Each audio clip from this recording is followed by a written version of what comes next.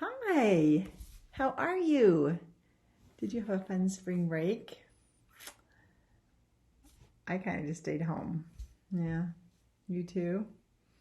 It did snow one day. Did you go out and play in the snow? Well, we're just making the best of things, aren't we? And I'm glad that we can be back together again this week. I hope you had a fun little break. Today we're going to start another journal write. And so here's our new journal write. It says, I see the. Curious people see things.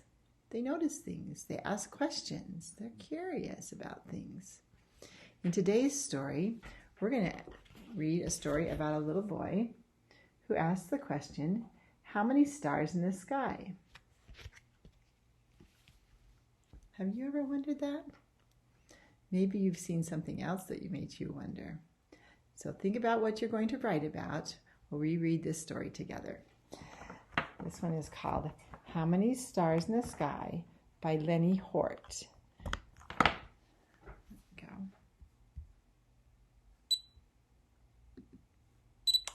And there I am in the corner. Yay! Found a new trick.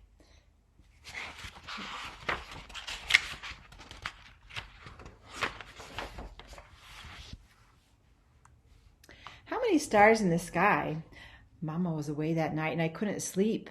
Mama knows all about sun and stars, but she was away and I didn't want to wake Daddy. So I stared out the window asking myself, how many stars in the sky? I could count so many just from my window. I leaned out the window and I could count even more. That was just gazing over the backyard. How many stars in the sky? I went outside with my pad and pencil. I started to count.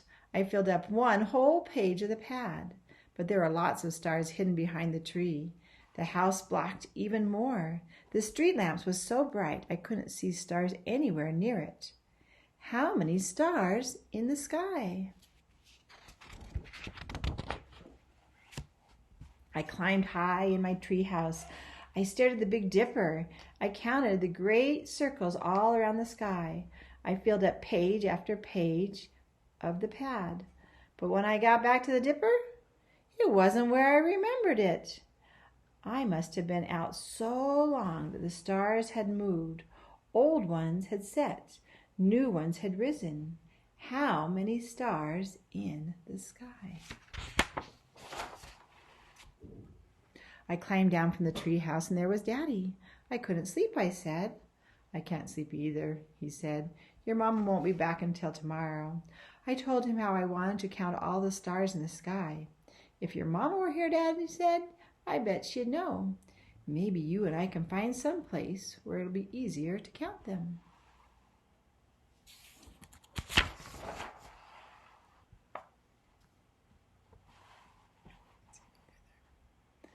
My dog hopped in the truck with us and we drove into town. The streets were quiet, but lots of streetlights were burning. We could see the bright city skylight in the distance.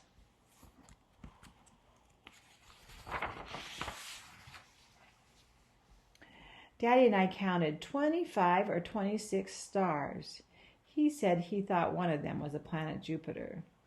This isn't a good place to see stars, I said.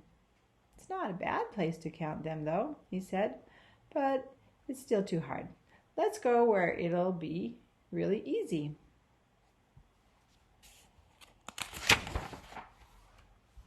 We drove into the city.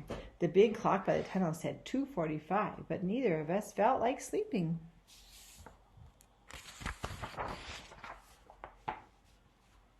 We parked by Mama's office. There was a department store with brightly lit displays in every window. There were street lamps on every corner. There were dazzling neon signs. Headlights flashed from the steady stream of cars. Powerful searchlights beamed from the roof of the skyscrapers.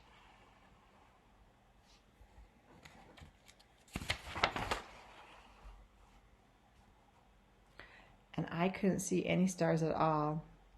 I count exactly one, said Daddy. No, wait, he said. It's an airplane. Maybe the stars just won't want to be counted, I said.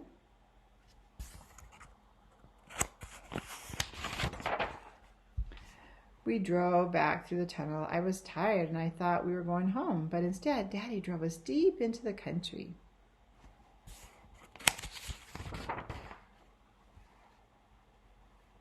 There weren't any cars. There weren't any streetlights. There weren't even any houses. Even the moon had set. I knew we could never count all the stars.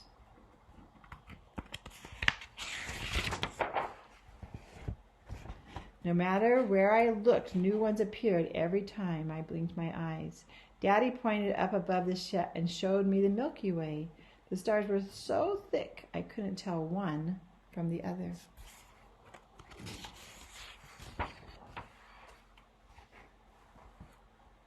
We were much too tired to drive anymore, so we slept underneath the stars that night.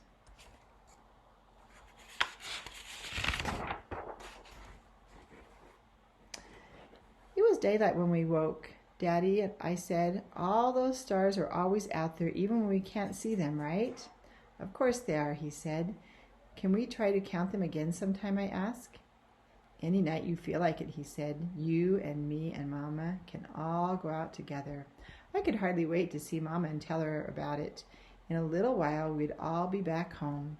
But now I was just glad to be standing there with Daddy, basking in the warmth of the one star we could see. And that was the sun. All right. Did you enjoy the story about the little boy who saw things? He asked questions. He noticed something. Do you think so? He noticed that when there was lots of light around him, he couldn't see the stars very much. And the darker area he was, the more stars he was able to see. So that was pretty fun for him to see things. Okay, I want you to write to me. Send me a picture of it. Keep reading. We're back on A to Z today and back on Waterford. And make sure you do your cursive. I'll be getting on A to Z today, and I'll be also listening to you. So make sure you record yourself. Miss you all. Have a great day.